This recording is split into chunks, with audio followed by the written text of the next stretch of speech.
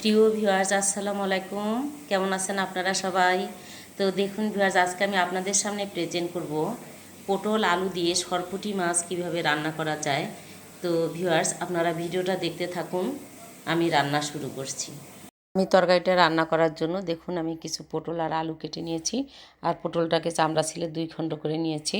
তা আমি এখন এগুলো ভালো করে ধুয়ে নিব। সরপুঁটি মাছগুলোকে আমি লবণ, হলুদ আর মরিচের গুঁড়া দিয়ে মেখে নিয়েছি। এখন আমি প্যানে তেল দিয়েছি, তেলটা গরম হয়ে আসছে। এখন আমি তেলের মধ্যে দিয়ে ভেজে নেব।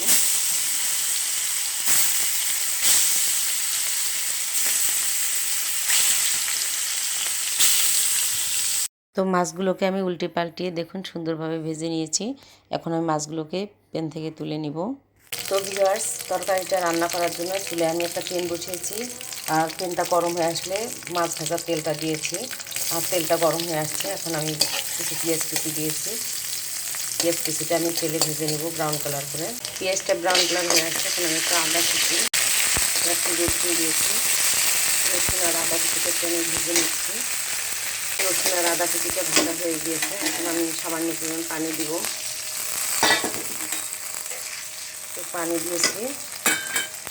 এখন আমি এখানে সামান্য পরিমাণ হলুদ, 1 চামচের মতো মরিচ গুঁড়া, আর 1 চামচ ধনিয়া গুঁড়া,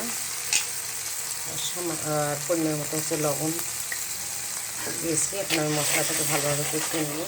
তো দেখুন যে পানিটা শুকিয়ে তেল বেরিয়ে আসছে, কারণ মশলাটা সুন্দরভাবে কষানো হয়েছে। তো এই পর্যায়ে আমি সবজিগুলো দিয়ে দিব।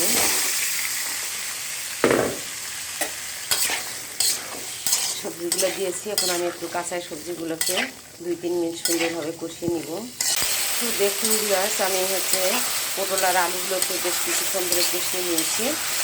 তো এখন আমি সবজিটা সিদ্ধ হওয়ার জন্য এখানে পরিমাণ মতো পানি অ্যাড করব।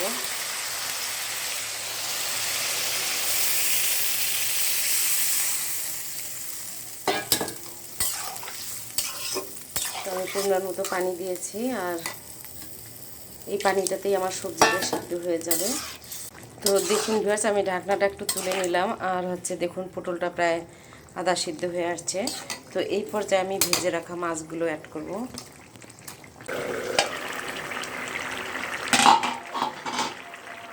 তো ভিউয়ার্স, মাছটা দেওয়ার পরে আমি বেশ কিছুক্ষণ থেকে জাল করে নিয়েছি দেখুন।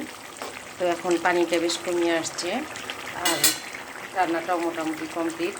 তো এই পর্যায়ে আমি কিছু কাঁচামরিচ দিয়ে দিব, আর এই যে ভাজা জিরার গুঁড়ো 1 চামচের মতো অ্যাড করবো। তো আমি এখন কাঁচামরিচ আর ভাজা জিরার গুঁড়ো অ্যাড করেছি।